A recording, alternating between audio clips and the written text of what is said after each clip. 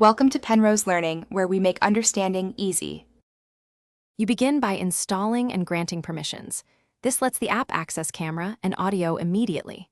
Once done, open IP Webcam and pick a resolution and orientation that balances quality and performance. Make sure your phone and the device you'll view from are on the same Wi-Fi network so the IP port the app shows will be reachable. Now tap Start Server. This launches the stream and displays the local IP address you'll use next to connect.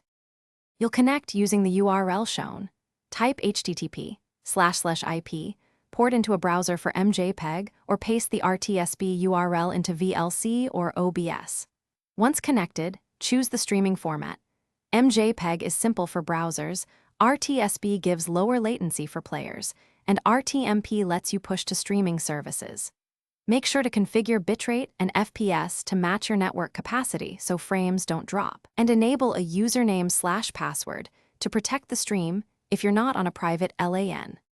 You finish by confirming stable viewing and adjusting power settings so the app runs in background without sleeping. For remote access, pick USB tethering, VPN, or port forwarding carefully and prefer encrypted or authenticated protocols. If the stream won't load, first verify the IP. Port exactly as shown and check your firewall or router rules.